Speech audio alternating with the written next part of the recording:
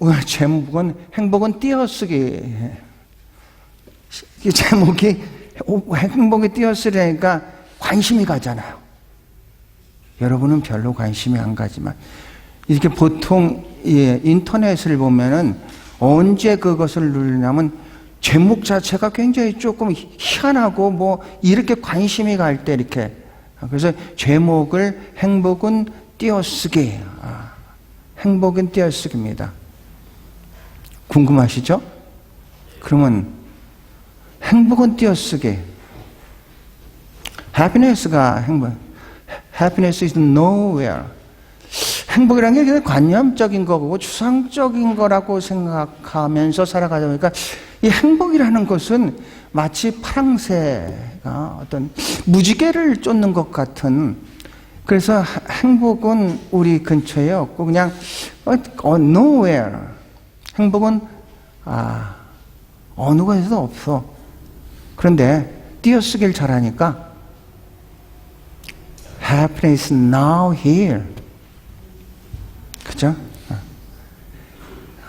그래요. 행복은 띄어쓰기. 여러분 아세요? 이 성경은 원래 히브리 사람들은 모음이 없었어요.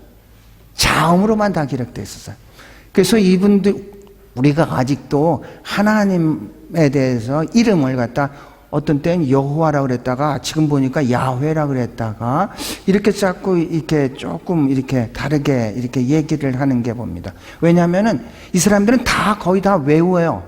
그래가지고 자음만 보더라도 다 아는데, 그러다 보니까 후대가 시간이 지나다 보니까 이 후세대들이 이게 이 성경의 내용도 잘 모르고, 그러다 보니까 이걸 갖다 모음을 갖다가 마소라 학자라는 분들이 쫙 모여가지고 여기다 모음을 다 붙이기 시작했어요. 그런데 다른 것들은 다 쓸 수가 있고 외워가지고 하는데 하나님의 이름을 망령되게 부르지 말라, 이런 말씀이 있어. 하나님의 이름에 대해서는 한 번도 불러보진 적이 없어요. 그래서 모음을 어떻게 집어넣어야 되나, 그래가지고 거기에 대해서 많은 문제가 있다가, 그러면 모음을 이렇게 붙이자. 하나님의 이름이 나올 때마다 뭐라고 불렀냐면 아도나이라고 불렀습니다. 아도나이, 주님, 이런 뜻입니다. 그래서 그 아도나이의 모음을 빼서 원래 자음에다가 집어넣자. 그래가지고 이제 야훼, 여호와, 이제 이런 이름이 이제 되었습니다. 자, 그게 이제 히브리인데 우리나라 한글에는 원래 띄어쓰기가 없었습니다. 한글에는 그래서 쭉 연결을 썼어요. 그래서 아버지 가방에 들어가시다, 이런 겁니다. 아버지 가 띄어서 방에 들어가시다 이렇게 되는데 아버지 가방에 들어가시다. 얼마나 힘들겠습니까? 그죠? 이런 띄어쓰기가 없이 우리가 한글을 무시하고 그렇게 쭉 쓰다가 선교사 중에 헐버트 선교사가 오셨습니다.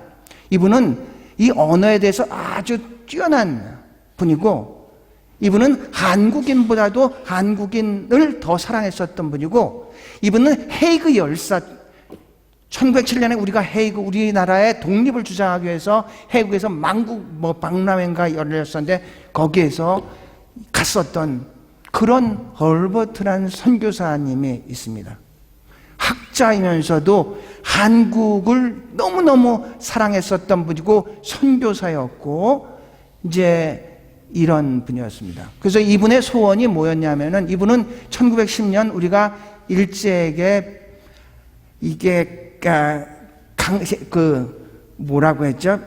이제 합병되면서 이분은 추방을 됐는데, 이분의 소원은 뭐냐면은, 나는 웨스트민스터, 영국에서 정말로 유명한 분들이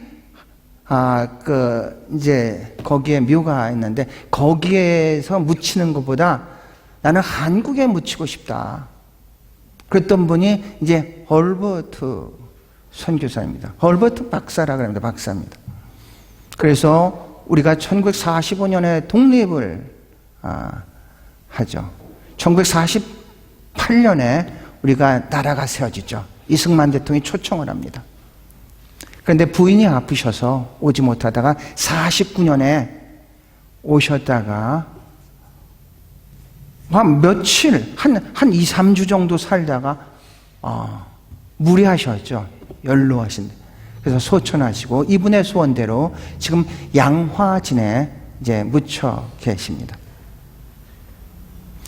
이분이 한국에 와서 보니까 한글의 위대함을 알게 되었어요. 그런데 계속 연결해서 써다 보니까 이건 뭔가 문제가 있다. 근데 영어는 이미 띄어쓰기가 있었죠. 그래서 이분이 처음으로 우리가 지금 한글에 띄어쓰기를 제안한 분입니다. 엄청 대단한 분이죠. 우리가 띄어쓰기를 잘 하면은 행복한데, 근데 띄어쓰기를 잘 못하면은, 우리는 불행하다는 얘기죠. 오늘 여러분과 은혜를 나눈 것은, 그러면 행복이라는 게 도대체 뭐냐? What is happiness? 그래서 심리학에 보면 두 가지로 이렇게 행복에 대해서 물어봅니다. 당신의 기분은 어떻습니까? 감정, 느낌, 요새 지금 살아가는 그것에 대해서 첫 번째로 묻고, 두 번째는 당신의 삶을 어떻게 생각하십니까? 이렇게 묻습니다. 그러니까 당신 지금 오늘의 기분, 최근의 기분을 얘기를 하겠죠. 이런 것들을 묻고, 그 다음에 당신의 삶을 어떻게 바라보십니까? 이런 얘기입니다. 이 질문을 여러분한테 한번 던져보겠습니다. 여러분은 오늘 어떤 마음을 가지고 있습니까? 기분이 어떻습니까? 느낌이 어떻습니까? 여러분은 여러분의 삶을 어떻게 바라보고 계십니까?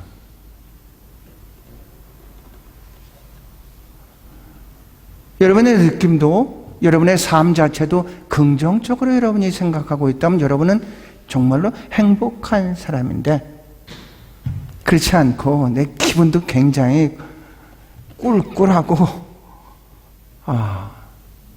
여러 가지로 스트레스도 많이 쌓이고, 그래서 내 삶도 이게 별로 밝은 것 같지 않다, 이렇게 생각하면 행복 지수가 굉장히 좀 낮겠죠. 전 세계적으로 행복 지수에 대해서도 한번 이제 매년 조사하나 봅니다. 근데 제가 이게 인터넷에서 가장 최근에 게 2023년 거는 안 나왔고 2022년에 나오는 전 세계 행복 지수에 대해서 이렇게 통계를 봤습니다. 어느 나라가 1위일까 했더니 핀란드가 몇 년째 계속해서 이제 1위였습니다. 호주는 몇일까? 우리가 살고 있는 호주는 12위였습니다. 그럼 우리가 태어나고 자라온 우리나라는 몇일까? 57위 정도로 이렇게 되어 있습니다. 우리는 한국 사람으로 태어났고 호주에 살고 있습니다.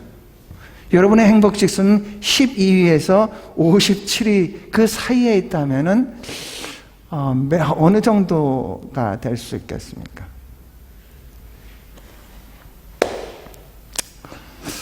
우리는 행복을 따질 때는 이제 자꾸 외적인 것들을 굉장히 많이 이제 생각을 하죠.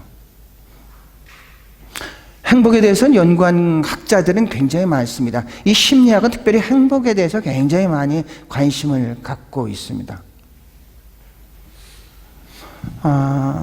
하버드 대학에서 75년 동안 과연 세상에서 어떤 사람이 행복한 사람인가? 행복의 가장 중요한 요소는 무엇인가에 대해서 75년 동안 연구를 했습니다. 어떤 사람이 행복하게 사나? 객관적으로 하기 위해서는 이 하버드대생도 있지만 가장 할렘가에 살고 있었던 그 모든 사람들을 합해가지고 724명을 75년 동안 조사를 했습니다. 75년 동안 조사를 하고 마지막 결론적으로 한 가지 단어가 이 사람들의 행복의 기준이면서 가장 중요한 요소라고 결론을 내렸는데, 그 단어는 뭐냐면 관계라는 단어입니다. 관계. 어떤 사람이 행복하냐? 관계가 좋은 사람이 행복하고, 어떤 사람이 불행하냐? 관계가 좋지 않은 사람이 불행하다는 얘기죠. 관계는 세 가지 종류의 관계가 있습니다. 수직적인 나와 하나님과의 관계가 있고, 우리는 영적인 관계라고 얘기를 합니다. 영이라고 여러분이 단어를 사용할 때는 언제나 하나님과의 관계를 얘기를 하고 있습니다. 두 번째 관계는 나와 너와의 관계를 얘기합니다. 나와 너의 관계. 이것은 소셜 빙으로서 사회적인 관계를 얘기를 합니다. 수평적인 관계죠. 수직적인 관계, 수평적인 관계. 그 중간에 뭐가 있냐면 나와의 관계가 있습니다. 수직적인 관계를 신앙이라고 한다면 수평적인 관계는 신앙생활입니다. 그 중심에 있는 나와의 관계는 그것은 자기 정체성입니다.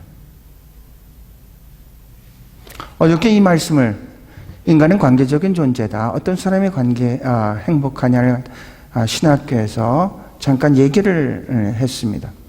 그때 한 학생이 질문을 합니다. 교수님이 생각하는 이 세 관계 중에서 가장 중요한 관계가 어느 관계라고 생각합니까? 그래서 이렇게 대답했습니다. 수직적인 관계는 모든 삶의 기준이다. 하나님과 나에 대한 관계는 기준이다. 그 기준을 가지고 신앙생활을 해야지 그게 정확하게 균형을 잡을 수가 있고, 그 기준 안에서 내가 누구인지를 알아야지 나의 정확한 정체성을 가지고 살아갈 수 있다. 논리적으로는 우선순위는 그런데 삶으로는 내가 나와의 관계가 올바르지 않다면은 이웃과의 관계도 그렇고 하나님과의 관계도 그렇고 그것은 잘못되게 되어 있다. 여러분이 여러분을 사랑하지 않는다면은 그 사랑하지 않는 눈으로 여러분뿐만 아니라 다른 사람들도 그렇게 바라본다는 얘기죠. 그 눈으로 하나님도 그렇게 바라본다는 얘기입니다.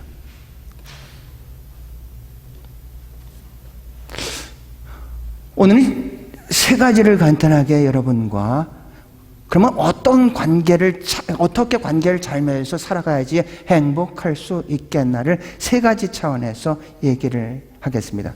행복은 첫 번째로는 어제가 아니라 오늘이다.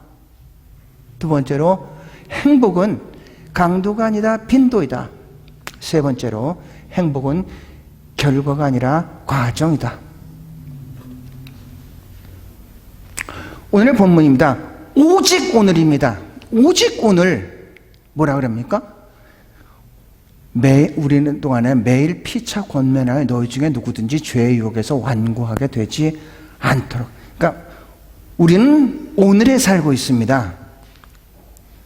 우리는 절대로 과거로 돌아갈 수도 없고 그 앞으로 다가올 미래를 갖다가 우리가 거기서 살 수도 없는 거예요. 우리는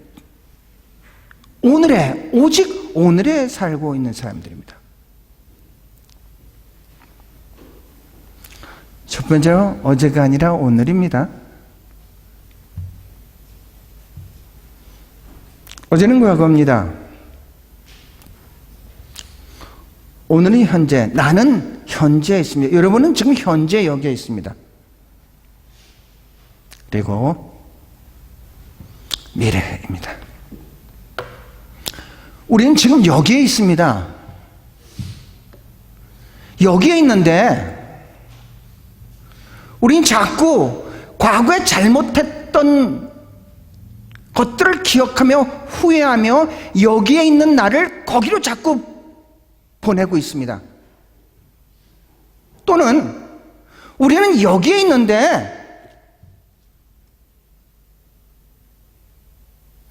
내일 일어날 일, 우리가 지금 알 수가 없는 그것을 미리 염려하면서 지금 내가 그쪽으로 나를 자꾸 보내고 있다는 얘기죠. 그러니까 우리는 여기서 지금 이 시간에 우리가 만나는 사람들과 해야 될 일이 있는데 내 나는 과거에도 가 있고 미래에도 가 있고 그러다 보니까 오늘 여기에 일도 하지를 못하고 있다는 얘기죠.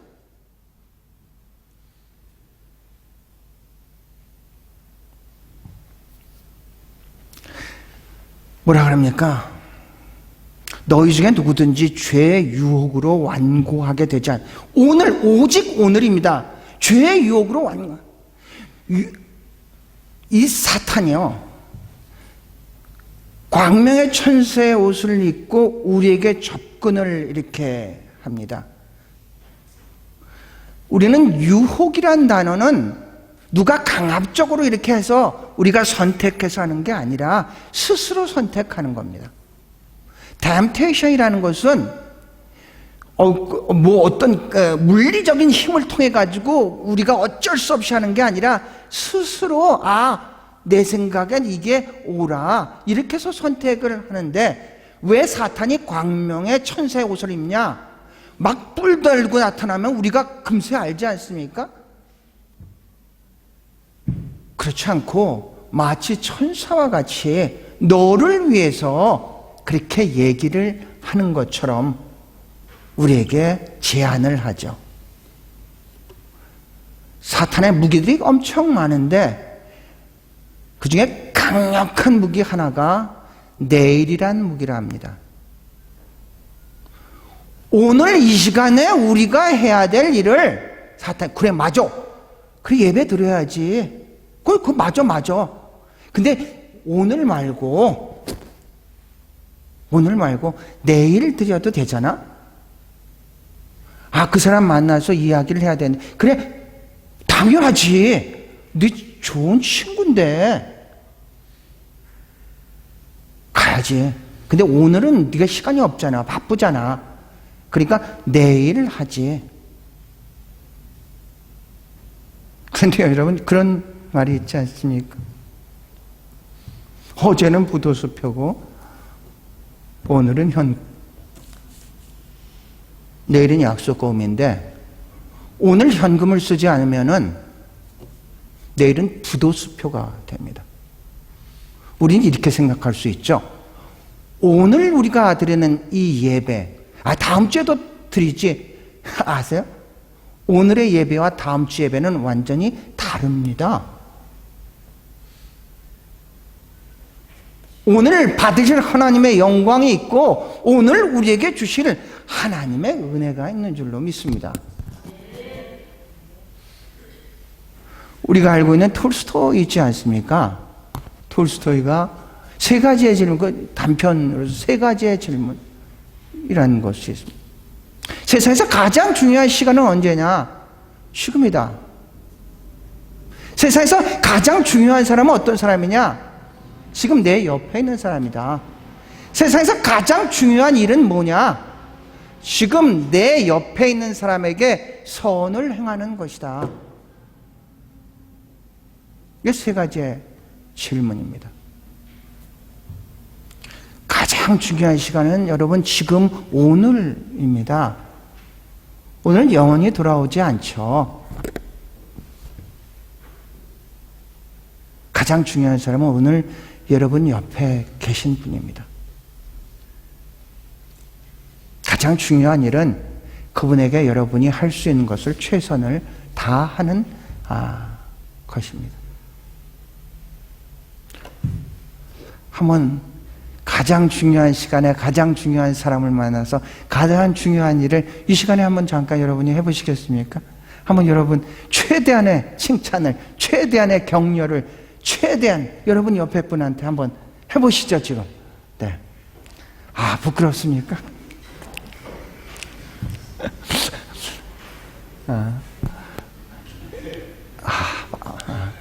이게 쉬운 게 아니죠.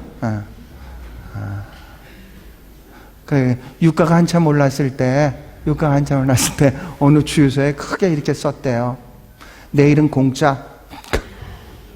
그러니까 지나가던 사람 차들이 내일은 공짜야. 그래서 그 다음날 와가지고 주유를 하고 가려고 했더니 주인이 돈 내고 가라고 그러니까 그 표지판을 보면서 내일은 공짜 아닙니까? 그래요. 내일은 공짜입니다.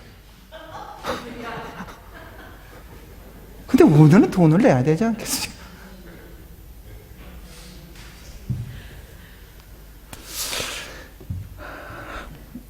행복은 어제가 아니라 오늘입니다.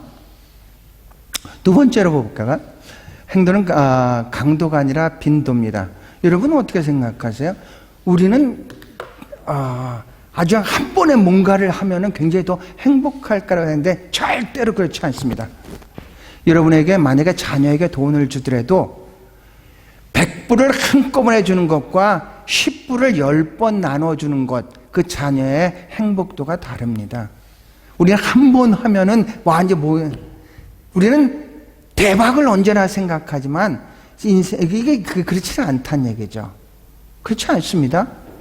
그래서 누군가가 여러분한테 뭔가를 대접하려고 해도 한꺼번에 왕창 오늘 아니면 안 돼 해서 다 이렇게 하지 마시고 좀 분리를 이렇게 행복은 결코 강도가 아니라 빈도입니다. 우리가 알고 있는 것 중에 소확행이라는 그런 단어, 소소하지만 확실한 행복, 그러니까 작은 일에 행복을 자꾸 이렇게 느낄 수 있는 사람이 계속해서 그렇게 갈 수가 있습니다. 뭐 큰 걸 얻어가지고 뭐 이렇게 행복하는 것은 이제 아니라네. 우리는 막 너무 뭐 이렇게 큰 거를 이렇게 큰 것 중심으로 이렇게 어떤 사람이 그래. 하나님 화끈하게 살게 해주십시오. 화끈하게 죽게 해주십시오. 그랬대요. 그랬더니 하나님이 알았다 하시고 이 사람이 어떻게 죽었냐면은 벼락 맞아 죽다.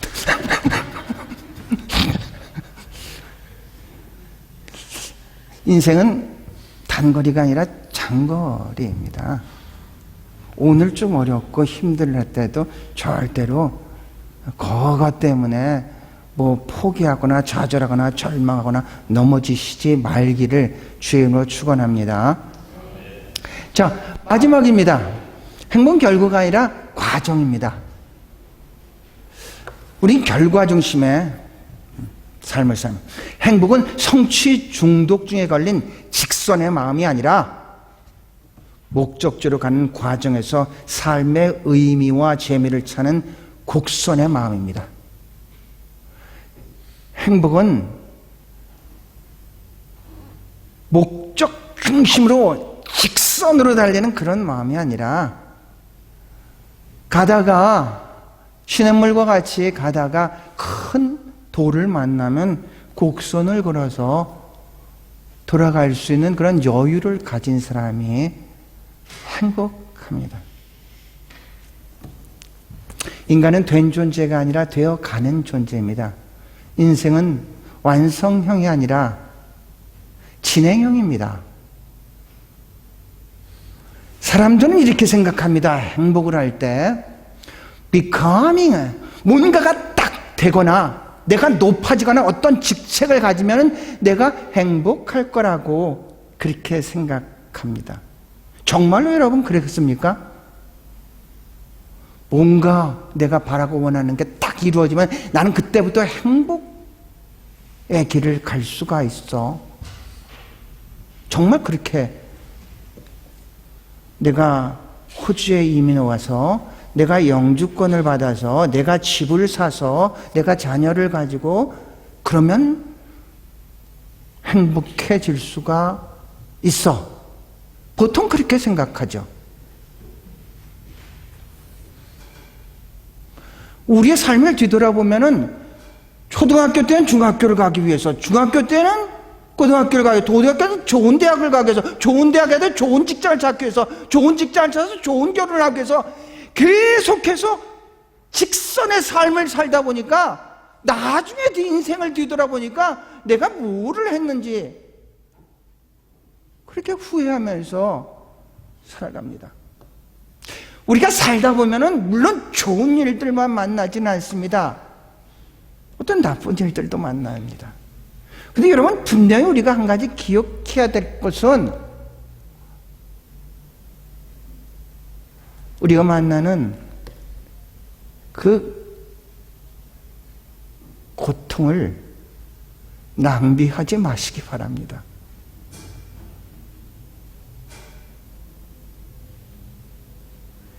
그 고통을 통해서 말씀하시는 그 하나님의 교훈을 깨달았을 때 하나님은 우리를 그 고통을 통해서 더욱더 정금과 같이 나오게 해주실 줄로 믿습니다. 그 고통이라는 것은요, 평상시일 땐 절대 우리가 배울 수 없는 그런 교훈입니다. 그 고통이 있었기 때문에 깨달을 수 있었던 그런 교훈이란 얘기죠. 우리는 고통을 만나면, 어려움을 만나면 언제나 이렇게 생각해요. 빨리 이 시간이 끝나기를 원하죠. 하지만 그거보다 정말로 중요한 것은요, 그런 어려움을 통해서 하나님께서 나에게 무슨 말씀을 하고 계시는가를 깨닫는 게 빨리 끝나는 것보다 훨씬 더 중요합니다. 일반적으로 해피넷으로, 일반적으로 평상시의 삶으로 깨달을 수 없는 그것을 고통을 통해서 하나님은 우리에게 말씀하고 계십니다. 우리는 비카밍이 아닙니다. 우린 과정이자 빙이라는 겁니다. 휴먼 빙이라는 것은 그런 의미를 가지고 있습니다. 행복은 결과에 집착하지 않고 하루하루 일상의 과정에서 자신이 보고 느끼고 깨닫는 삶의 교훈에 가치를 부여하는 것입니다. 우리가 당하는 고통까지도 낭비해서는 안 됩니다.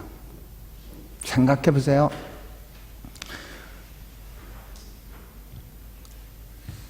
성경이 말씀하는 것, 이 삶을 다 살았던 사람이 마지막에 고백하는 그 고백을 듣는다면, 맞아, 우리도 그렇게 살아가야지. 오늘 행복이란 찬양을 했었던 것 같이, 맞아, 이게 그렇게 살아가야 되는데 아직도 우리가 깨닫지 못하고 내 생각이 중심이 돼서, 보이는 게 중심이 돼서 그렇게 살아가고 있구나. 어떻습니까?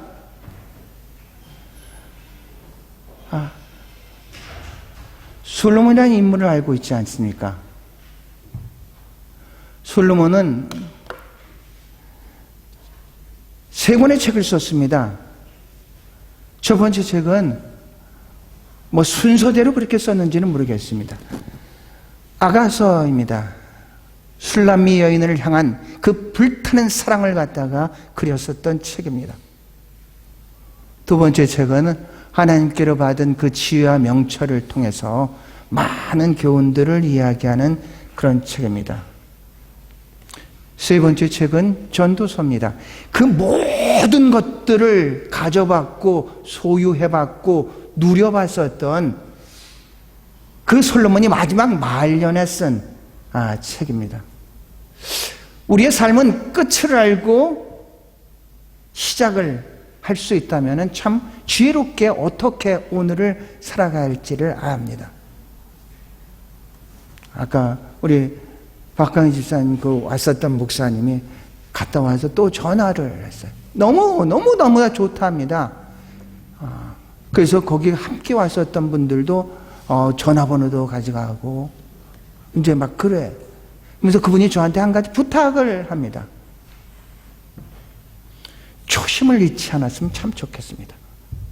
초심만 잃지 않다면 정말로 여기는 아주 번성할 거라고 그런 얘기를 합니다. 우리가 끝을 해서 처음을 바라볼 수 있다면 우리는 언제나 그런 마음을 가지고 아마 살아갈 수 있을 것 같습니다.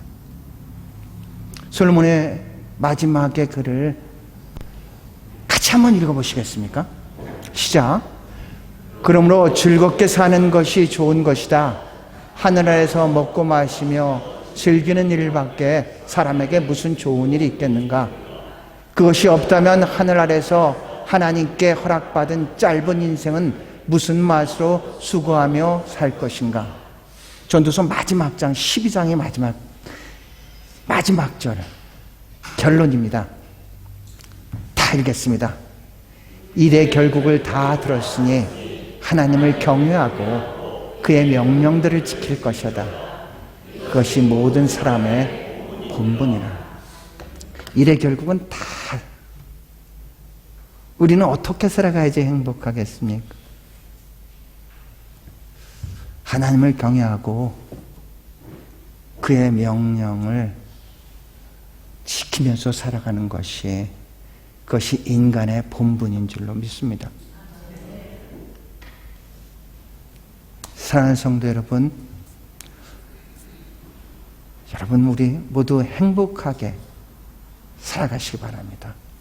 그 행복은 no way가 아니라 now here입니다. 그 행복은 뭔가를 큰 거를 해서 강도가 아니라 빈도입니다. 그 행복은 결과 중심의 직선의 마음이 아니라 과정을 중요시하는 곡선의 마음인 줄로 믿습니다. 우리가 그렇게 살아가는 우리 모두가 될 수 있기를 주의 이름으로 축원합니다.